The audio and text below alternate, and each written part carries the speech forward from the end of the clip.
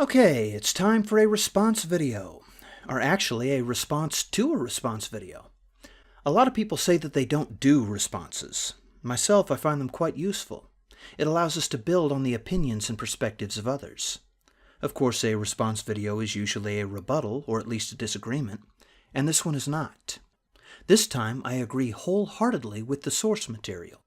I just thought that I could help make a certain point. I watched a video called Being European versus Being an EU Citizen by Dave Cullen. Right-wing populists and nationalists want you to believe that you have only one identity. Nope. No. That's not what nationalists and populists are trying to say at all. Dave's video said a lot of things, but what would I know about it? I'm an American. That's the point I want to make, though.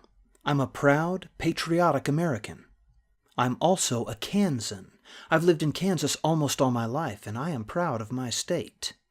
Kansas is a famous place. Not everyone realizes that, but it is. 2 words can make that point.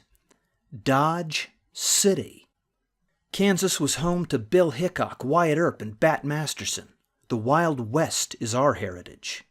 Kansas is not like California or New York. It is not like New Mexico or Montana. In a lot of American states, the people are proud of their particular history. Is that at all similar to the national pride of Europeans? I think it is. France is a very different place to Austria. Ireland is a very different place to Spain. That's the kind of diversity that I believe in. It might look like I'm making Verhofstadt's argument for him. You can be proud of your national or regional identity and at the same time of your European identity. I'm a proud Kansan, while at the same time being a proud American. But the government of my nation as a whole does not resemble the government of the European Union. The U.S. government doesn't survive by weakening the individuality of the states. Now, I don't think that the European Union actually seeks to undermine the existence of European cultures. It does, however, seek to undermine the institutions that maintain and defend those cultures. That's why I have a rather unfavorable opinion of the EU. And we are standing against the nationalists who want to destroy the unity of Europe. Let's reform Europe instead of destroying it. Jeez, I just hope we're in time to save the world. Here in America, I would not want Texas to become California. And I wouldn't want to see California become Texas. I don't want Virginia to become Florida. I don't want Pennsylvania to become Kentucky. None of those things are likely, I know. It's just a hypothetical that I'm using to make a point. If I wouldn't want American states to lose the things that make them special, I certainly wouldn't want any nation to lose that. Even from across the ocean, I can say that I don't want Hungary to become Italy. I don't want Spain to become Poland. And it's not just nations.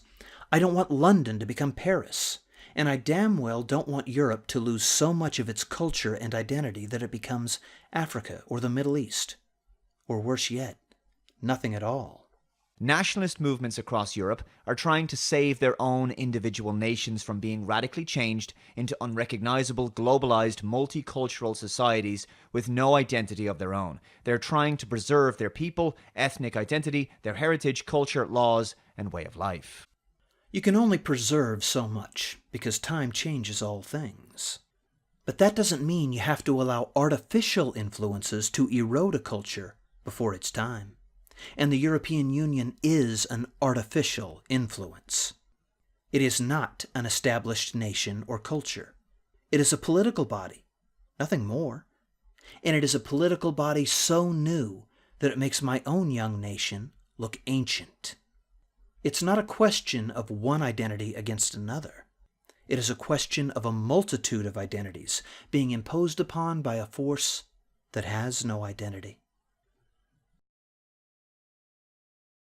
And that is the real problem, colleagues. Why there is such a problem in this crisis? Because member states are reluctant to transfer new sovereignty and powers to the European Union. And we all know that the only way out of this crisis is a new transfer of powers to the European Union and to the European institutions.